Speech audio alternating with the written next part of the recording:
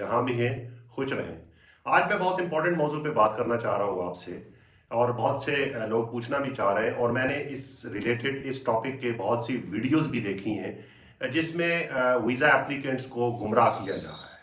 और वो टॉपिक ये है कि क्या जब आप DS-160 एप्लीकेशन फॉर्म फिल करने के बाद सबमिट करते हैं तो आपके वीज़ा इंटरव्यू से पहले जो इंतज़ामिया है, जो स्टाफ है, वो आपका DS-160 जो है उसको देख लेता है, उसके बारे में आपकी वेरिफिकेशंस करता है, और वो आपके इंटरव्यू से पहले ही डिसाइड कर लेते हैं कि आपको वीज़ा देना है या नहीं।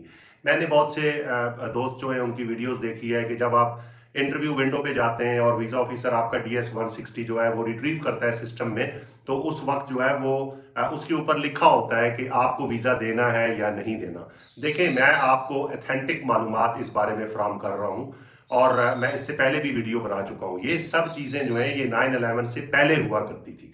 वो क्यों हुआ करती थी? वो इसलिए कि उस वक्त हर 5 साल के बाद जो जो सारा जो जो रिकॉर्ड होता था आपका वीज़ा रिलेटेड, उसको डिस्कार्ड कर दिया जाता था। लेकिन उसके बाद जो है वो सारा रिकॉर्ड जो है वो मेंटेन किया जा रहा है 100%। इसलिए जब आप DS-160 एप्लीकेशन फॉर्म सबमिट करते हैं सिस्टम के अंदर स्टेट डिपार्टमेंट के, और आपको इंटरव्यू डेट मिल जाती है, और आप जब इंटरव्यू के लिए जाते हैं तो उससे पहले कतई 1% भी आपका DS-160 उस पर ना तो कोई किसी किस्म का एक्शन लेता है, ना किसी को ये मालूमात होती है कि आपने DS-160 के अंदर क्या लिखा है, आपकी कंडीशन क्या है, आपको वीजा देना है या नहीं देना। कतई ये तमाम मिथ्स हैं, ये फेक न्यूज हैं, इन पे आप कान न धरें। आप जब इंटरव्यू के लिए जाते हैं तो आप इस तरह की मालूमात सुनने के बाद जो है वो डिस्टर्ब हो जाते हैं। आप ऑलरेडी एंग्जाइटी में वहां जाते हैं कि आपका DS-160 पहले देख चुके हैं और उसके बारे में डिसाइड कर चुके हैं। इस तरह की कोई चीज हकीकत पर मबनी नहीं है।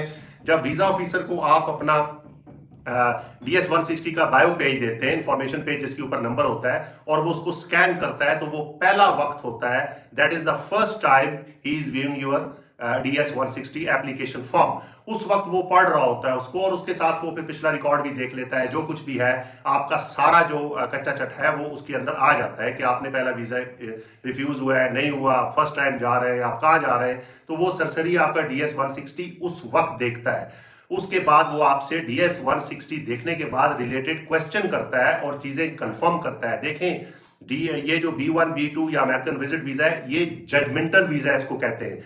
वीजा ऑफिसर के पास बहुत इख्तियारात होते हैं, वो जजमेंट करता है, और वो देखना चाह रहा होता है, वेरीफाई करता है वो आप क्या जो कुछ आपने लिखा है वो सही है या नहीं है, जो आप कहना चाह रहे हैं, जो आपका ग्राउंड है वीजा लेने के लिए, वो हकीकत पर मबनी है या नहीं है। अब उसमें वो क्या चीजें देखता है, क्वेश्चन करता है, आपका आंसर सुनता है, आपकी बॉडी लैंग्वेज देखता है, आपकी हरकत देखता है, वो इन सब चीजों से जजमेंट करता है। इसलिए ये बिल्कुल गलत है। आप लोग बिल्कुल परेशान ना हो। आप जब इंटरव्यू के लिए जाते हैं तो आप यही समझें कि अभी तक जो है वो उन्होंने कोई फैसला नहीं किया हुआ, और वो क्वेश्चन करने के बाद डिसाइड करता है वेदर वीजा आपको दिया जाए या ना दिया जाए।